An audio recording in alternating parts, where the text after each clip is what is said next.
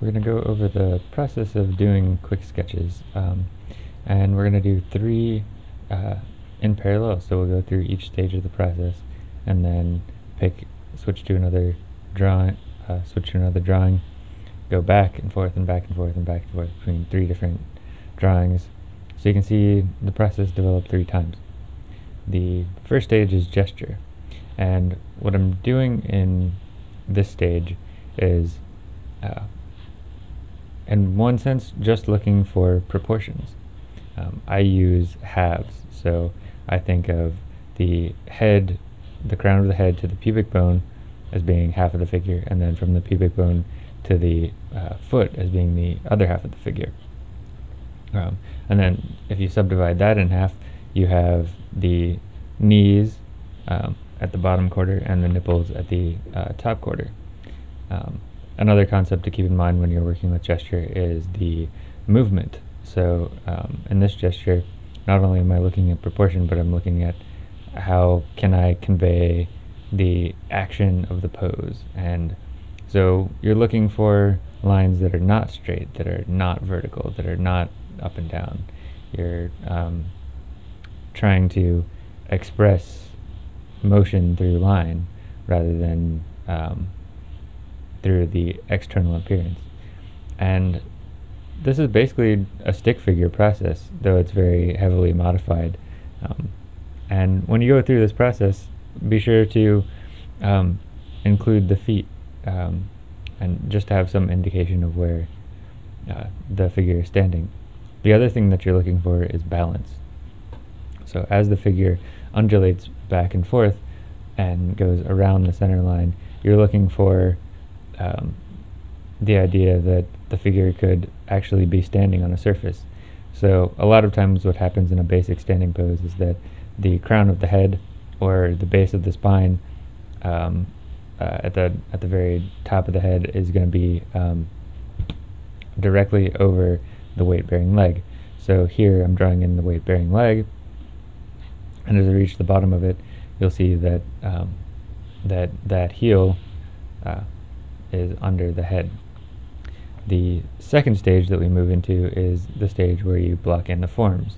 The most important thing to do here is find your 3 major masses. The gesture stage already established the head, so that mass is done. Right now I'm working into the rib cage, and I'm using just a little bit of anatomical detail to articulate where the sternum is. The other major mass is the pelvis, and that the interaction of the head, the rib cage, and the pelvis kind of defines the entire action of the pose. And if you can get those 3 masses in proportion, you'll have a pretty good idea of what the figure is going to look like. So here I'm working down in through using the stomach lines and the connection of the leg to define exactly where that the pelvis is.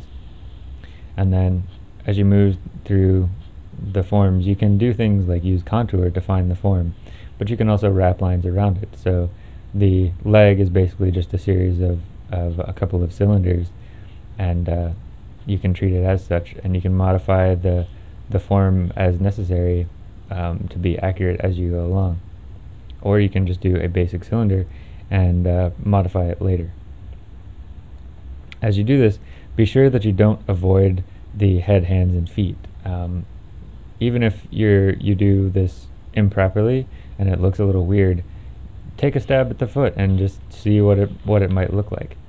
And always be re-observing, looking at the forms to go back and convey the 3 major concepts of gesture: the proportion, the movement, and the balance. So here, as I do the weight-bearing leg of this figure, you'll see that I'm trying to connect it back up to the head and make sure that the figure does stay balanced. And you'll notice here when I get down to the foot that I do need to make a correction. I've come down and I found where the foot needs to go, and it needs to be a little bit higher up on the page. So simply moving and cutting off is still possible throughout these stages. You can always adjust. Another thing to think about is grounding the figure. As you go through and find these three major masses, you're establishing balance and movement and proportion, but you're also looking ultimately to make sure that the figure has some kind of connection to the ground.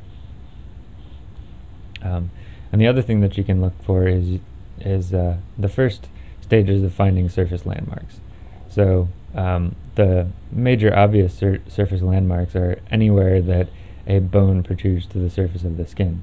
So that's obviously the iliac crest in the pelvis, the solar plexus on the rib cage, the pubic bone itself. The clavicles are also good, the knees, any place where on everyone you see a actual bone protrusion is what we call a surface landmark. And you can see here that I'm mixing in little bits of surface landmarks and overlapping forms, as well as the cylindrical approach.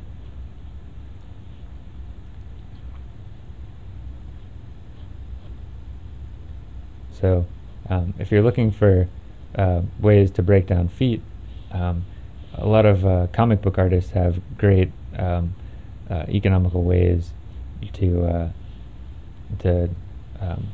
do feet in just a few lines. But remember that those lines were also developed from the old masters. So if you go back and look at old master drawings, you'll find lines and forms that you can use to express certain situations. And copying old masters is a great way to just program yourself to analyze similar situations in the ways that they did, and that's always useful.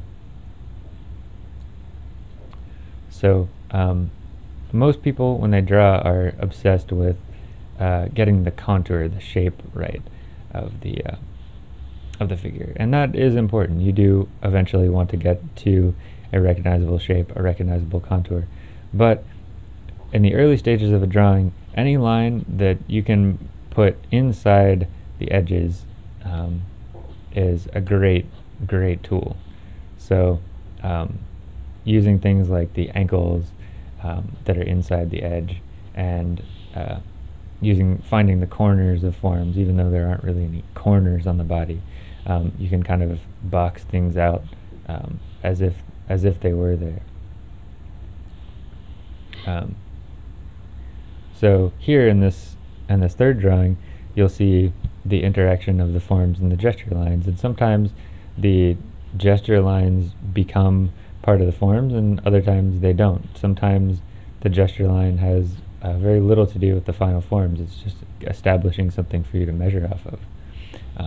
And the value of a gesture is that it doesn't have to stay that way. You can sort of ignore it through the rest of the process, but it does give you something to measure off of.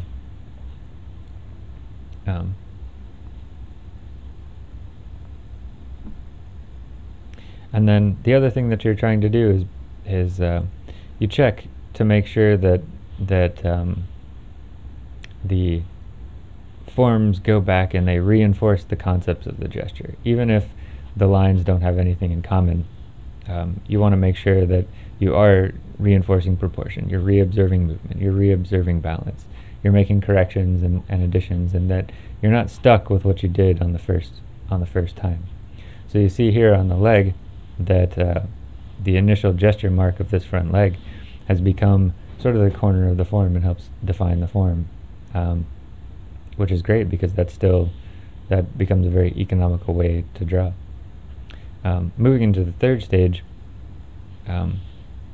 we need to define the smaller forms. So one of the ways to do that is start connecting your three major masses. If you haven't drawn a neck and you haven't drawn sort of an abdomen, then it would be time to connect the rib cage to the pelvis, and then of course connect the arms to the rib cage. The clavicles are the first thing that you usually do, that or the or the shoulder blades on the back, and that can help you make that connection, or start to make that connection really quickly. And I'm looking for a little bit of anatomy to kind of be able to wrap lines around the arm. And keep in mind that I'm still working with basic cylinders. Whenever I'm using photo references here, and whenever you're using photo references, you want to be sure that that you're not addicted to what the actual photo looks like, that you're analyzing what the photo is telling you about a form. And when you get to the head, I'm working on a very small scale here, so I don't have a lot of room to maneuver as far as getting facial features in. But I'm going to take a stab at it, right? I'm going to put in an indication of where the nose would be, where the mouth would be, where the eyes are, and make an initial guess. And here you see I messed up right there, and added a too heavy line on the pectoral muscle and the contour of the breast, and that's okay, because you can go back and kind of fix that later, and the mistake becomes less evident as you go through the process. So when you get to the hands, you're not going to be able on this scale to draw each finger very accurately. So, but do indicate the direction of the fingers and where they're going. Everyone has trouble with hair, and I was told to think of hair as a helmet with strands. So it is a form in and of itself that sits on top of the head. So don't be afraid to use your knowledge of form to be able to draw the hair.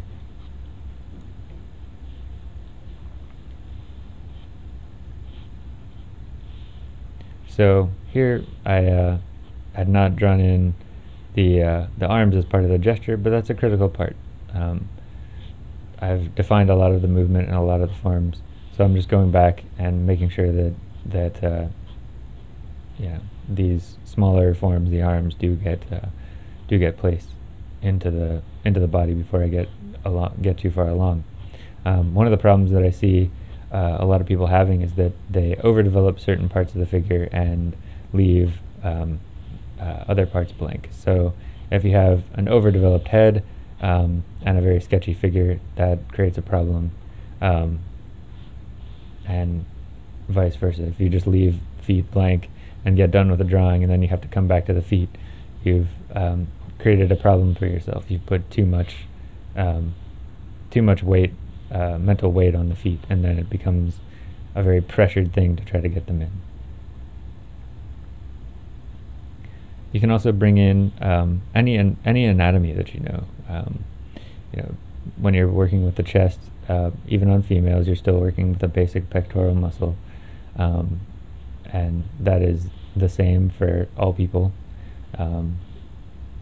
Everyone has those muscles, so most people get thrown off by that.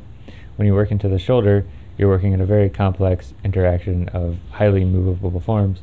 So you have to make sure that the motion is right and use those cylinders and the way the forms overlap. One of the most fun ways to get forms to overlap is to use the bean forms, and Glenn Philippou talks about those a lot. He's a big influence on me, obviously, and those bean forms are very powerful for being able to get forms to overlap quickly and painlessly.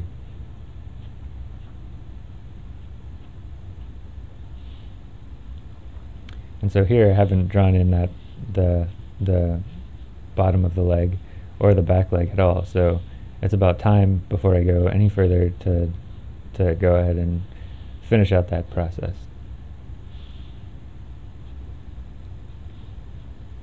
And then I found a corner of a box on that leg, but it's also a round leg, so I'm mixing in cylinders and boxes to create a more curved form. And I like to be very patient with this. I don't like to set myself a time limit for drawings. I like to just go through the process stage by stage and not worry about the pressures of drawing within 30 seconds or 2 minutes or whatever. Things still move quickly because I am pushing to move through the process. So one of the things that you need to do is draw through forms. So that back leg is drawn pretty much directly through the front leg so that you know where the back leg ends up. If you don't know how the back leg passes through, you could put it off in some weird area and create an interesting anatomical distortion. And I've noticed that I've almost got the neck in, but I don't have the trapezius muscles, so knocking those in connects the neck to the shoulders. And here again I'm working with hair, so I'm thinking of the hair as a mass that sits on top of the skull, and treating it as a larger form.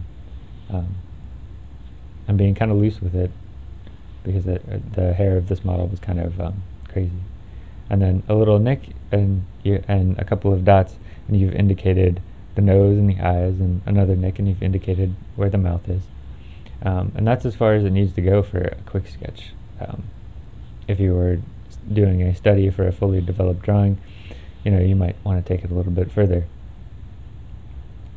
The other thing that you need to do in a drawing is be sure that you skip around and move through in passes. So what's happening is that that each time I go through the drawing, it becomes more refined. And right now I'm finding surface landmarks, the nipples, the belly button, any kind of bone landmarks. And then I can use a little bit of form following modeling tone. I can work with the contour a little bit. I can use some hatching if I want, and just be sure that forms overlap.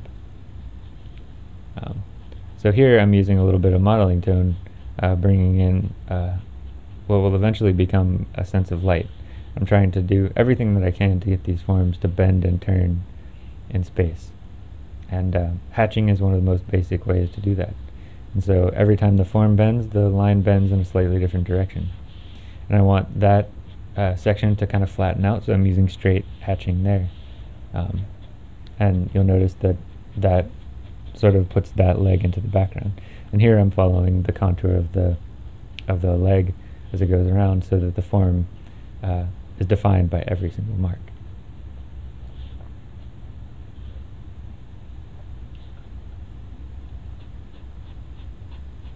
And so if you have a interior form, one that doesn't define the outer contour of the body, hatching is a great way to use that tone. And then I'm also bringing in a little bit of the idea of local value, that the hair is just simply darker than the rest of the body. So I make the hair dark. It's a very simple technique, but very powerful. And here again, I'm working with surface landmarks, using those hatch marks to go around the edges of the interior forms, so that I'm not creating too many contour lines within the figure, because that can flatten and two-dimensionalize things. And it's very difficult to do this from photo references. It's a little bit easier when you're working from a model in person. And each layer that I do is reinforcing what I did previously, if it's correct. Otherwise, I'm making corrections and I'm re-observing. I'm not necessarily, I don't think you have to always stick to what you put down first. If you stick to what you put down first, you may be stuck with a mistake that you made earlier on. Because as you're drawing, you're gaining knowledge of the form. You're learning what the figure is doing. You're thinking through it. You're analyzing. And you can see a lot of times that I'll make a mark in the air before I make a mark with a pen. So I'm slowing down and kind of just thinking through, what am I going to do next? How is that going to look? And practicing.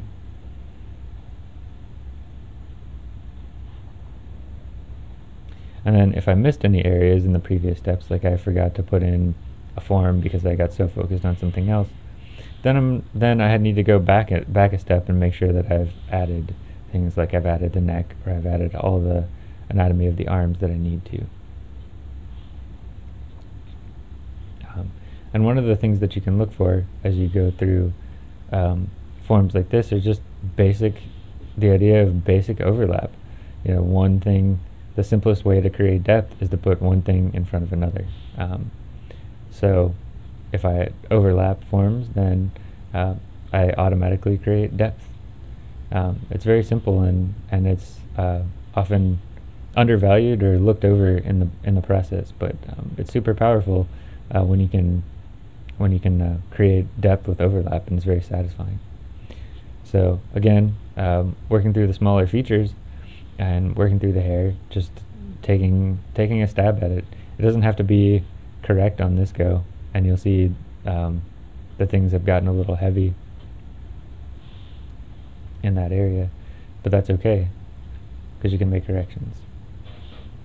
And so the more you know about anatomy and musculature, the better off you are going to be. When you study old master drawings, they knew the location and direction and the way muscles would turn in every possible direction. So go get out the anatomy books and really study, and you'll be able to convey more information.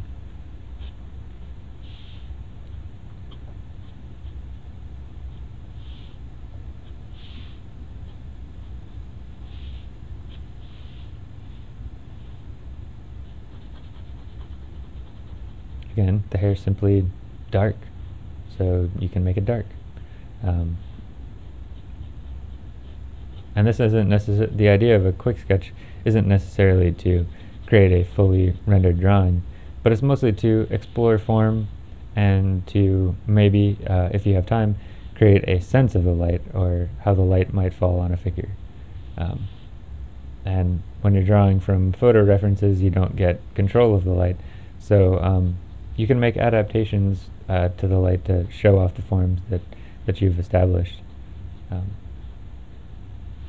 And learning how to do cross-hatching is something that is very simple to do once you have done, once you've explored forms. So if you're still having trouble with forms, it might be worthwhile to go back and just draw some boxes, draw some cylinders, and use hatching to define the way the planes change in those forms. If you go out and draw rocks in your backyard or something like that, boulders, anything like that have strong planes, that'll help as well.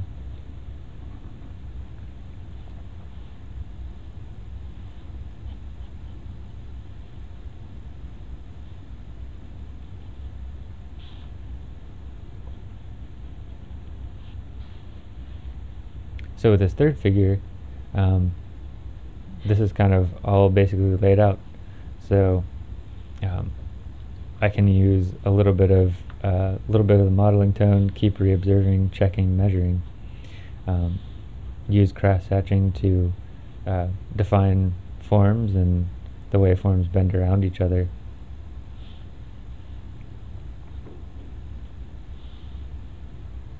So if you've done those cylindrical wrapping lines, that gives you an indication of the direction that you should be hatching in. And one of the most basic ideas of value drawing is that if there's a change in plane, there's a change in value. So similarly with hatching, if there's a change in the direction of the plane, there should be a change in the direction of your hatch marks. So one of the interesting things that you can do here with this hair is you get the sense that the hair is overlapping the forehead, and then the cheek is overlapping the hair. And being able to control edges like that is particularly good technique to use. So here around the armpit, I'm deciding which line overlaps which, and I'm building outward to the final contour. And then she's draped with some fabric, so now that I've built the figure first, then I can come back and clothe it and build out this this swath of fabric that she has.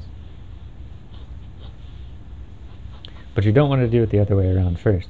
You don't want to begin with the fabric and then build the figure, because the fabric will be in the way, and you want to create a sense that the fabric is going over the figure. So if you build the figure first, as if it were not clothed, and then clothe it, then your chances of getting the sense that it's fabric on top of anatomy is going to be a lot stronger.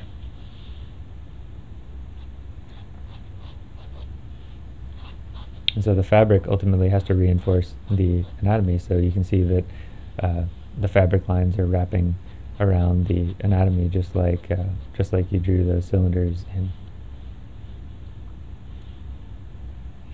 And always going back and adding surface landmarks and reobserving proportions and movement.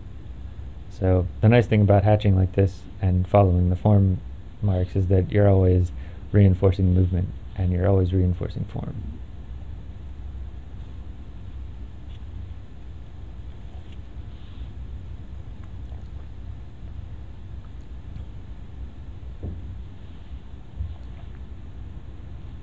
One of the simplest ways to do a tone, if you don't have a very good lighting situation, is just to think of it as whatever is closest to you is brighter and whatever's further away is darker.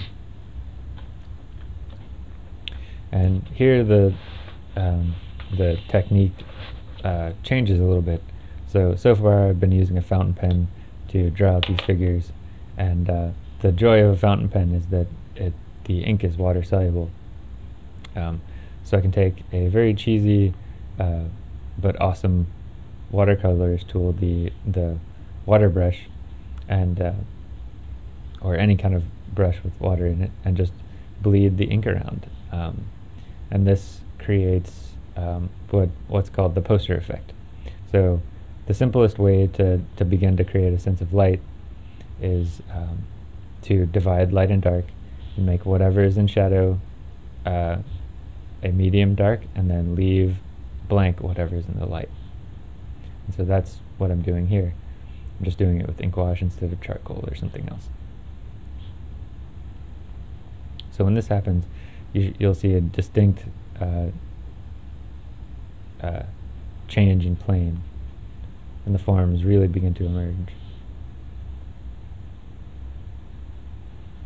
Of course, this isn't necessary for the structural drawing technique, it's just really fun.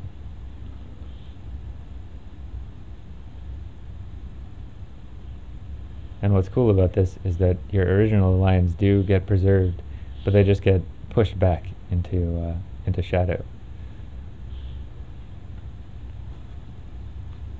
And again, even though I'm using a water brush, I'm still reobserving. I'm still going back to that idea of proportion, movement, and balance that I set out in the gesture.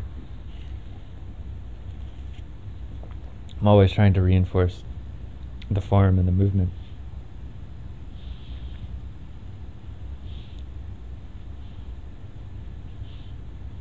This figure needs a little bit of cast shadow, so I started indicating cast shadow.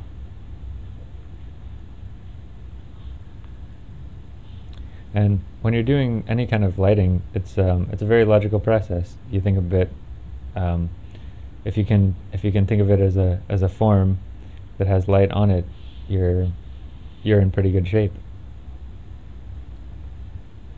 The light has to adhere to the form, and you've already been analyzing the form, so anything you do with the light has to go back to what you've kind of set up with the structures.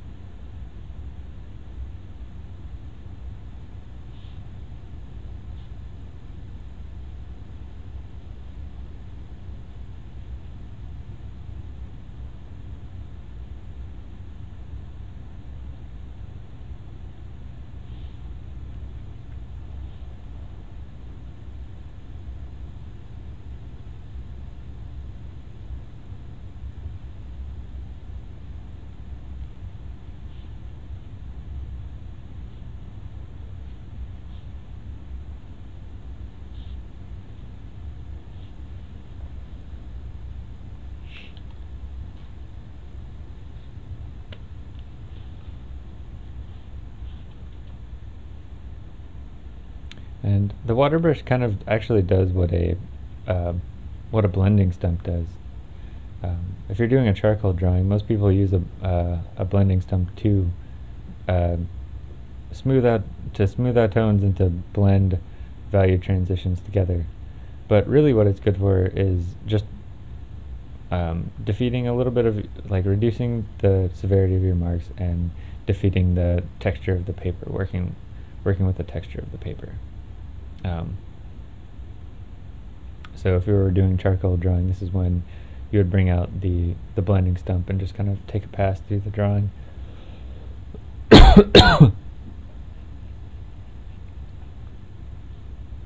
And by simply putting a tone over things in the background, it pushes the foreground elements up.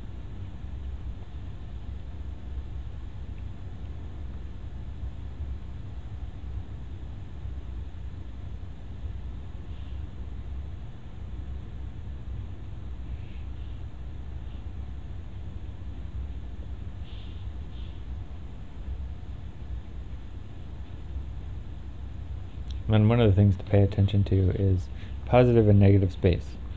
Positive space is any space that the figure takes up, and negative space is what's around the figure and beside the figure. And here we're moving into the final stages of each of these drawings. And I call this stage the binding stage. And this is the stage that you do anything that you need to do to clean up the drawing. Right? A lot of the marks are kind of disconnected. There's no real identifiable contour yet. So I can begin to use bits of contour to define all these forms, but only where I need it. If you were to go around and put a heavy outline around the entire figure, it would flatten everything, and that's not what you want to do. You want to use these contours to continually increase the amount of form and not decrease.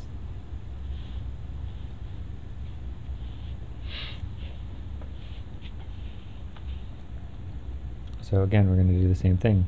Go through and find elements of contour. I realized that I made this figure too skinny, so I had to bring out the edge there. And here I'm finding cast shadow on the feet, switching back and forth between water and ink.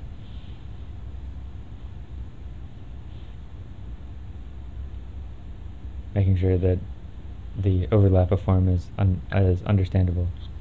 And then this is always fun, just to make sure that you've grounded the figure. You can make a very dark value wherever the figure touches the surface of the ground. And then here I'm pulling in a little bit of cast shadow, just to make sure that everyone knows that the figure is up on its toes.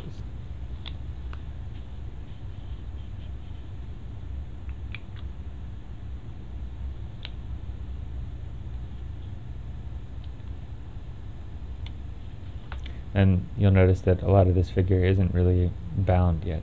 The forms are protruding and receding, which is fine, but without them being connected to each other, it's not a complete sketch. So you just take one more pass through and do your final cleanup.